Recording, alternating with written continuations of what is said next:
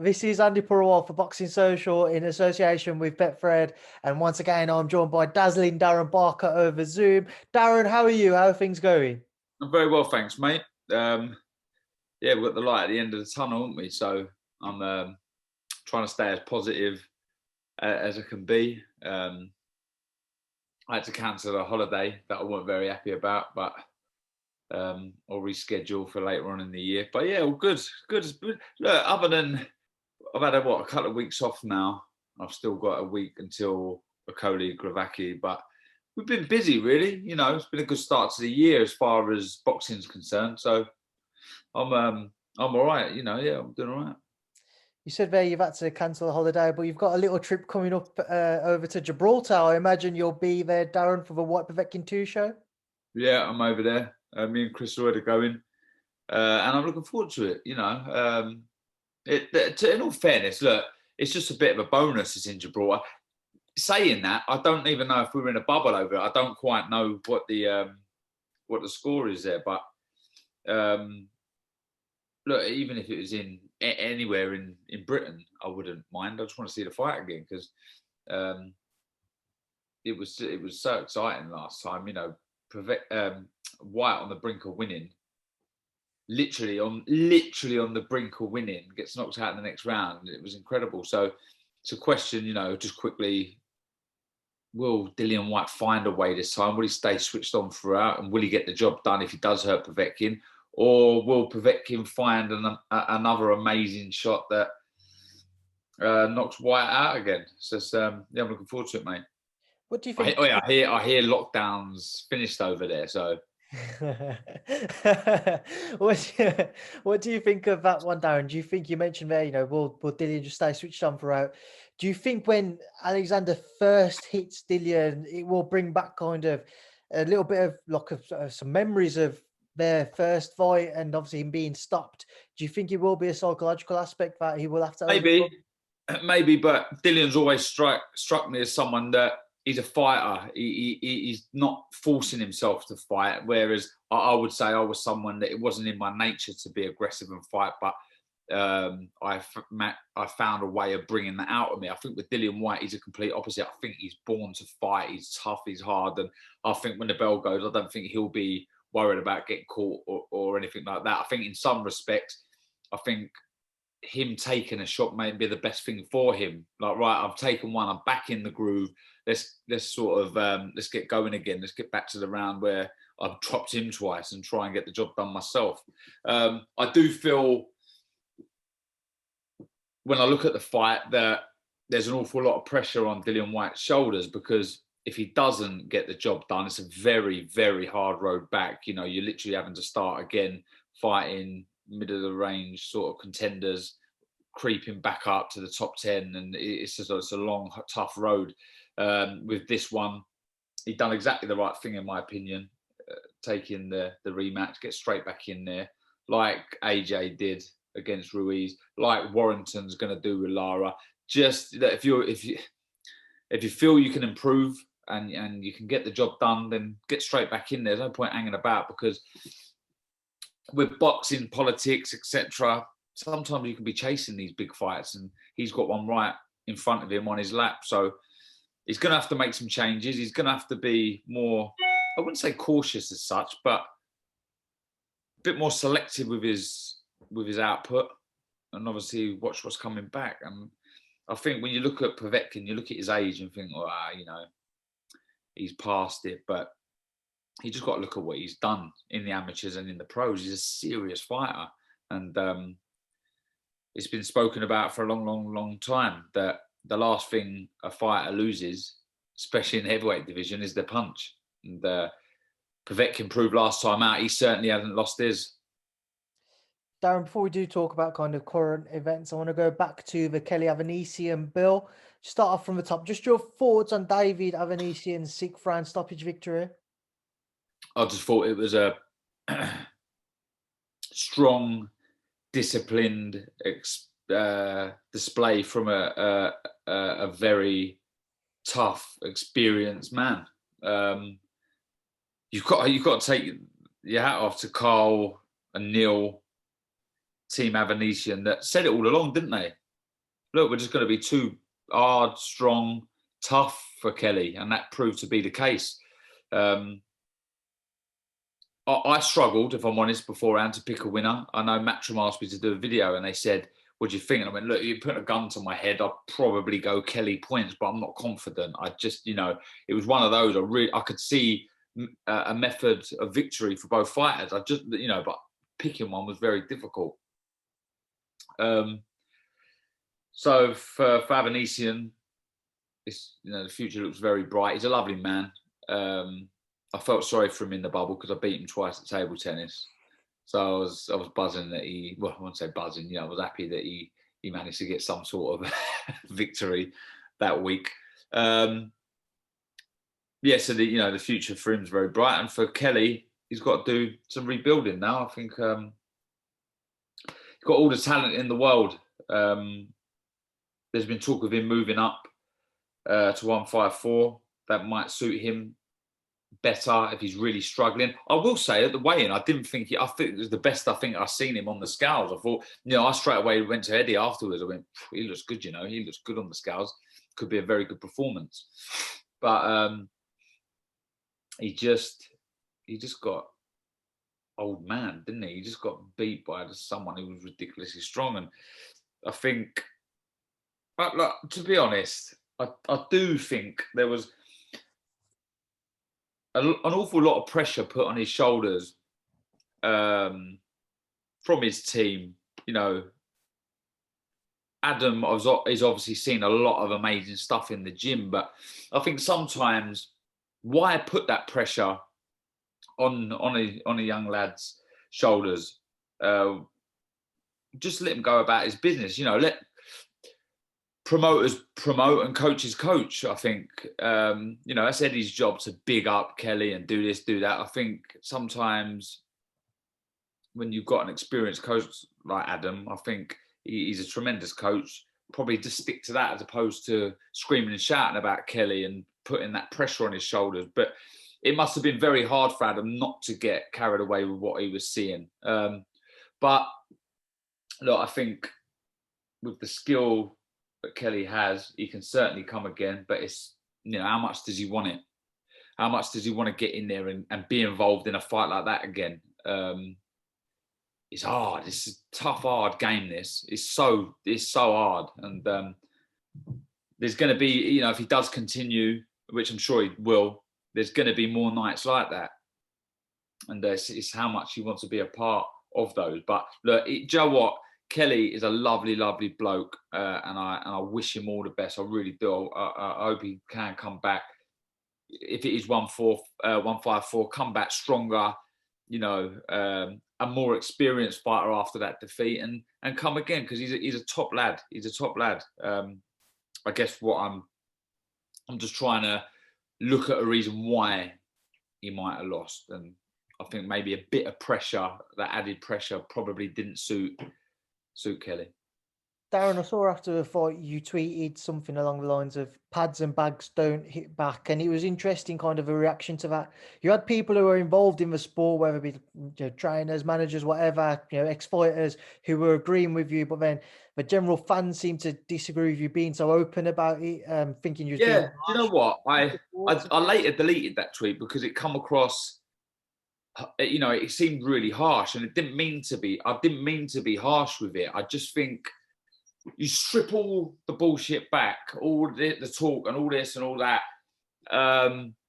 You can look $1 million. I've seen it. I've lived and breathed this sport my whole life. I've been in gyms and I've seen geezers and ladies hit bags and think, wow, they're going to be world champions. They didn't even win ABA titles. They didn't even win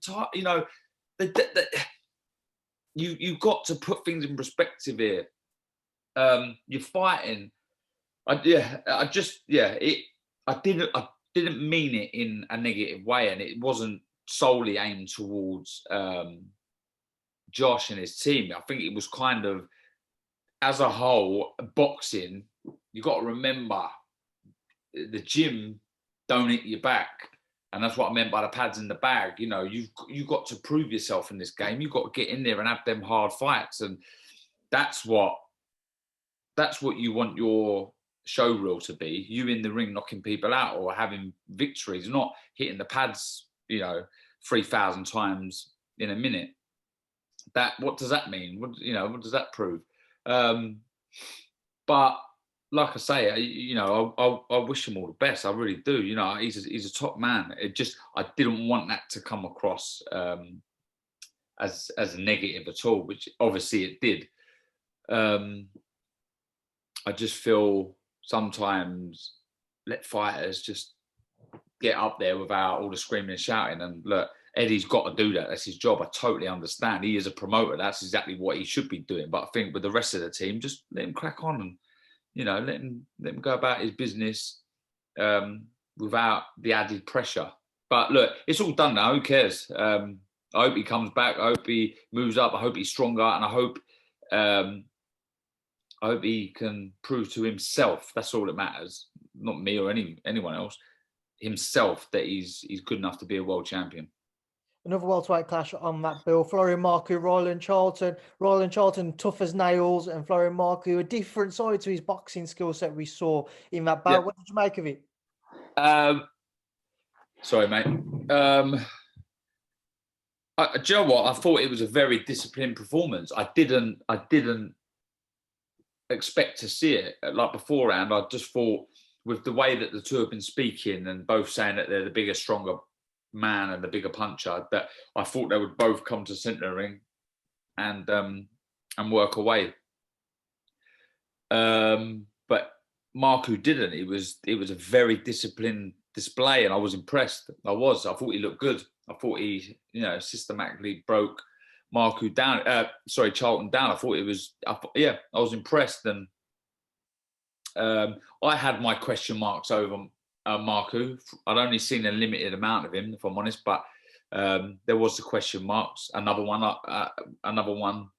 Are they getting carried away with someone that's not had any real big test yet? But for me, he showed that he can be disciplined and he can fight both ways. And I was impressed. And look, though Conor Benn's on another trajectory right now, that is an interesting fight one day, isn't it? If Marku was to keep winning, which I'm sure he could do at this level, and once we get crowds back with the big Albanian contingent that he has behind him, along with the fanfare that Conor Benn has, I mean, that's a sellout.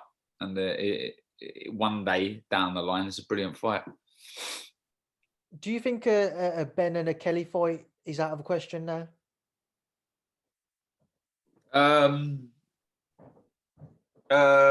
Probably for a year. I think Kelly needs to obviously rebuild, but with that rebuilding, he needs a decent win, doesn't he? If Ben goes on to beat Vargas, then hold on a minute, he's on another plane, isn't he? He's on another sort of level. So Kelly would need a big win to get him back up there. But I don't think there's no reason why that isn't a fight that could happen one day. But it's taken the dairy off of it slightly, hasn't it? One final fight from 2 weeks ago I want to touch on is Robbie Davies Jr. and Valenzuela. An interesting one watching it on TV because there seemed to be just disagreements in the corner between Davies and Ingle as to how to approach fight. Robbie seemed to want to go back to orthodox. Ingle instructing him to stick to southpaw. Just your thoughts on it? Yeah, it was interesting. Valenzuela before, I wasn't 100% sure on him. I'd watched a fair bit of him, and I thought, if you let him get into a rhythm and dictate from the centre of the ring, you're in for a difficult night. But if you can sort of be unpredictable, try and push him back, then you've got a lot of success. And I thought with the unorthodox sort of style that Robbie has, and he is good at getting into a rhythm behind his jab, I thought he could have a lot of success and get the victory. But yeah, there did seem some confusion. I think it was early on. Was it in the fourth round where Robbie Davies Jr. was trying to talk to Ingle? And I don't know what was ever said there, but it was strange. But it was a decent fight, wasn't it? A good learning fight again. at this stage in Robbie's career. Later on, he's a well-experienced fighter already, but he was up against someone that would had basically been promised a slot by Eddie Reynoso to be on the Canelo Billy Joe card. So I mean, what a carrot was dangled there for him. So look, he was just up against an extremely hungry man that done enough boxing. Okolie Glavatsky, he's only a matter of weeks away now. Is this Lawrence's time? Will we have another world champion from Britain? Yeah. Glavaki's decent, He's a good fighter. I was ringside commentating when he fought Breedis in the semi-final. It was the maddest fight I've ever seen. It was incredible. The atmosphere. There were so many Polish fans, but obviously Breedis is an absolute superstar in Latvia, and we're in Latvia obviously, and the atmosphere, it's giving me goosebumps even thinking about it. It was the loudest, I'm telling you now, the loudest atmosphere I've ever heard, ever, in boxing. My whole life being involved in boxing, that was the loudest I've ever heard. It was incredible. Obviously there was the elbow from Breedis on Glavaki, and Glavaki dropped, and the referee didn't hear the bell. It had everything. It was carnage. But one thing I'll take from that fight, looking at Glavaki, is he's a very good fighter. He's awkward. He's very awkward, as is Okolie, but he can whack, and he's not afraid to get stuck in with some of these awkward fighters. Yeah, I guess like Okolie, tentative to sort of really go for it. When you've got the levers that Okolie has and the size at cruiser, he's got such a big advantage that he can keep it simple, bang, bang, bang, grab hold and try and tire his opponent out. It does look scrappy. It can look very scrappy at times, but it's so effective. And if you can make this game easier, then do that. But you have to remember, it's also the entertainment business. People want to, you got to put bums on seats, and you got to try and look good. So that's the problem with Okolie. But there's part of me that thinks it could just really gel, and it could be absolutely electric, because I know Glavaki's going to proper give it, and I think though Okolie's desperate just to become a world champion, he does want to look good in winning that title, so they're going to go for it. And there's obviously another part of me that thinks it could be a stinker. I've got to be honest, it could be a stinker. But let's hope it's the first, not the latter. Let's hope that Okolie, as a go, gets stuck in. But I hope he does it. I like Lawrence, good fighter. He can whack. And, it'd be interesting if he was to win, how long he stays at cruiserweight for, because he's got the height, and I think the frame to really build into a heavyweight. And I'm looking forward to it. Like I say, I hope it is the way I described it first. I think there's so much on the line. Glavaki's a good fighter. He can whack, like I say, and Okolie, he's always searching to look more impressive and exciting. So I feel, I'm rabbiting now, aren't I? But yeah, I think it could be good. Darren, I just want to ask you about Felix Cash and Denzel Bentley. Felix obviously lined up to face Denzel, that British and Commonwealth unification bout. However, there's still some talks that we may well see Felix go down that European route. I know you're very close to that gym.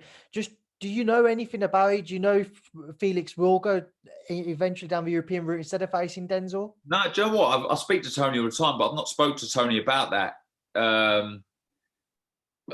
I know Felix, and I know Felix will fight absolutely anybody. He'll fight anyone. He don't care. He's got that travelling blood, real fighter, and he'll fight anyone. He don't give a toss. But I've not spoke to Tony about it. So I know when I first turned pro, Tony said to me, he sat me down and said, "Look, this is how we're going to map out you. This is gospel." He sat me down and said, "This is how we're going to map out your career. We'll go Southern area, British, Commonwealth, European, world title."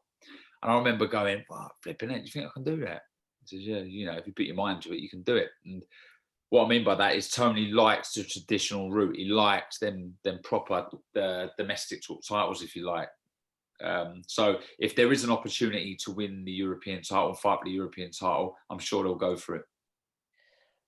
Just to move away from that one, Canelo-Saunders was announced after Saul's victory this past weekend.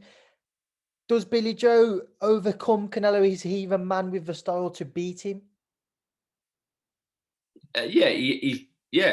Look, there's other fighters out there that would believe they can, but I think with Billy, I've sparred with Billy years ago. I was British champion. He was a novice pro. And I just thought, wow, you're good. You're quick.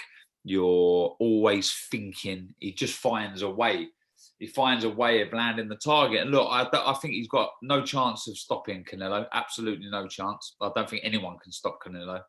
But my other issue is, can anyone get a decision over Canelo? And I don't mean because he will outbox you. I think on the scorecards, you're 6 rounds down already. Let's be honest. So for me, it's so difficult for Billy Joe to win this one because of that reason.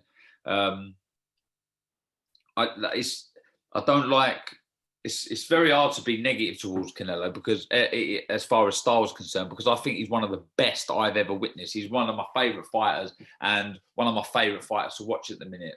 The improvements he's made from the Mayweather fight is astonishing. He looks so good through to Khan, right through to Callum Smith. It's so impressive.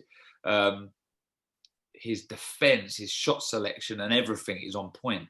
But if I had to pick something out, I would probably say Canelo can kind of be guilty of being one pace. And I think there's a number of reasons for that. I think he's so comfortable. He's winning rounds. He's purposely trying to wear you down to get you into later rounds, like Kovalev. Like he almost could have got Smith out of there. Some of the other fights where he gets him out of there late. It's all part of his plan. But someone like Billy could be a nightmare for him. Someone that's busy with a jab, constantly feinting, trying to draw the lead out of Canelo and counter, and getting a good rhythm and variation with the jab up and down. If scoring was fair, I think you could see Billy getting some of the rounds, but I just think he's up against it. Not only because Canelo's an exceptional fighter, they love the aggression over there, and let's get it right. Canelo's instantly going to be on the front foot, looking for big openings. I certainly think Billy can go the distance and put in a very good performance that could be worthy of him winning, but I just don't think he will, in a million years, get the nod.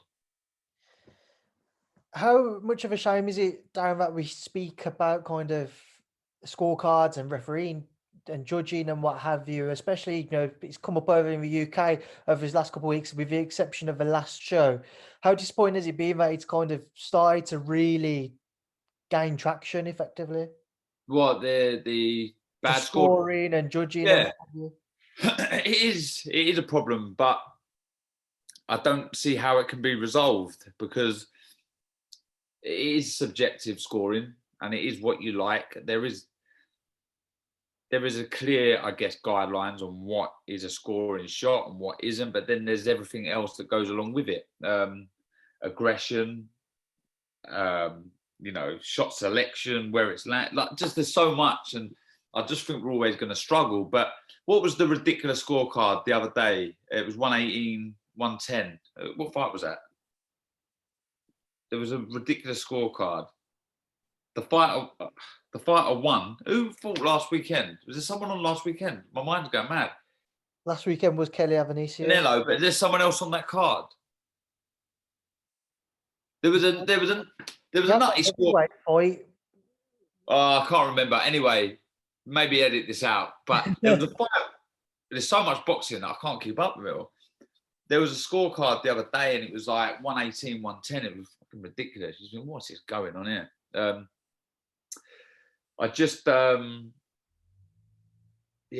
don't know how. Was it Parker Farr? Parker Farr, thank you. It was 119, 110 or 118, 110. And it was never. That was right. It was that. Well done. But what threw me there was the Saturday morning. Yeah, that, like, you know, it was never that wide, never. But how did you change it? I think as well, I'm a little bit confused with the the powers who be not happy with even rounds. Okay, so explain to me, if a round's that tight, why should I punish one fighter because I can't find a winner? So I'm having to pick one fighter and that other one's having to lose the round, where really and truly I can't split them. I cannot split them. I've got a trained eye, I'm a trained judge, I'm watching, and for me, look, I can't pick a winner. I genuinely can't pick a winner. It was so even. All right, I'm going to have to go with you because I'm not allowed to do an even round. It's ridiculous. I don't think a boxer should be punished by a judge because they've been forced to pick a winner. So I think maybe a few more even rounds may help, but I don't know, because obviously reputation's another thing. If you're a judge subconsciously, you may just, because Canelo's the main man, you're watching Canelo, and that may lean you towards, if you do have to pick a winner, to go with the favoured man. Now, as we mentioned, Joseph Parker, just Darren, he's being talked about for about with Derek Chisora. Your thoughts if that one was to be made? It seems to be, having seen a David Higgins interview earlier, pretty close. Yeah, I know Parker loves fighting here, and Chisora's still, how I do not know, but still one of our leading names. And what I mean by that is he just seems to have been around forever. Well, he has been around forever, hasn't he, Chisora?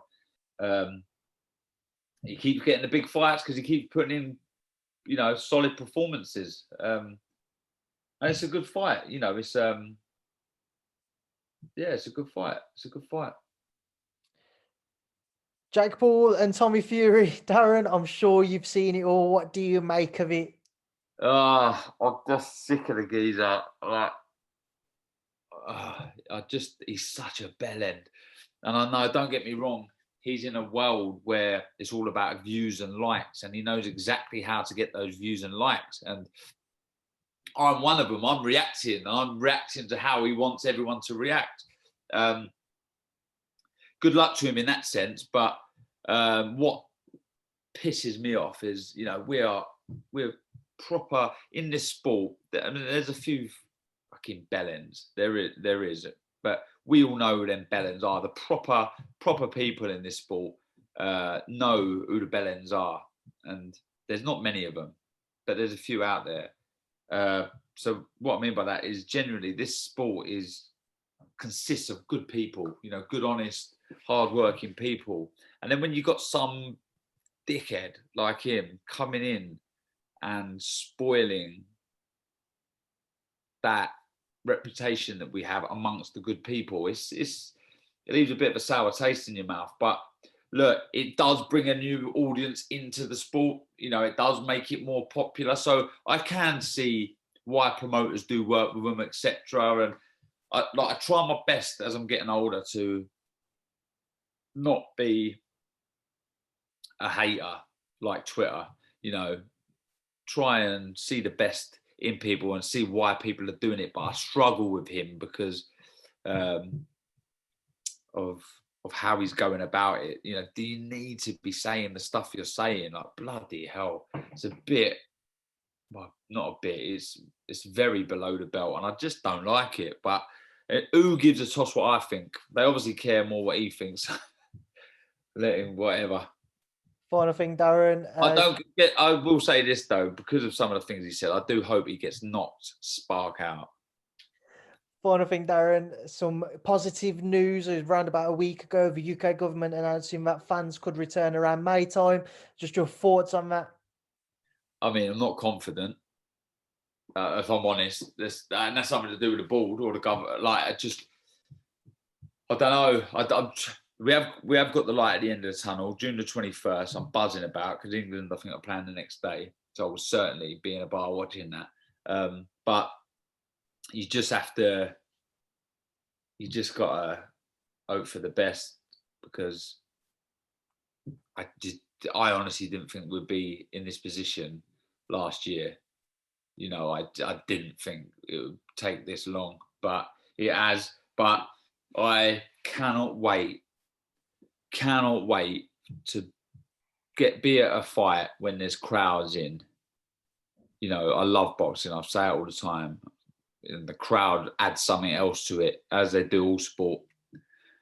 But that aside, Andy, I can't wait to be sat in a beer garden with a pint of Asahi, watching Chelsea play in the background. That, my friend, is something I'm looking forward to. Darren, that would be the perfect place to end. However, I forgot to ask and bring up, Joshua Fury seems to be edging ever closer. We seem to be imminently, seems to be that it's imminently going to be announced. Just your thoughts on kind of the to-ing and fro-ing over these past couple of weeks? Yeah, just we're there, aren't we? Basically, we're there. I think a fight of this magnitude, when there's so much money on the line, there's so much demand for it, it will happen. It will happen, and I'm so glad it's happening now. You know, I think they're as good as they could be. Fury with the confidence of destroying Wilder the way he did, and AJ revenging the loss to Ruiz, and the confidence that brings, and the experience of that loss, and how he's developed and how he'll feel as a fighter. Speaking to them both and hearing how confident they both are, it's just just get it over the line, get it in the diary. I can't wait. It's the biggest fight certainly of my lifetime that I think, you know, and hopefully I can be involved somehow. Darren, I'm sure you'll find out. I'll be a judge. Darren, I appreciate your time today. I'll leave you now to enjoy the rest of your day and afternoon and evening. Thank you for your time as always, and thank you for speaking to Boxing Social. Cheers, nice one, mate. Money go, everyone. See you later on. Bye.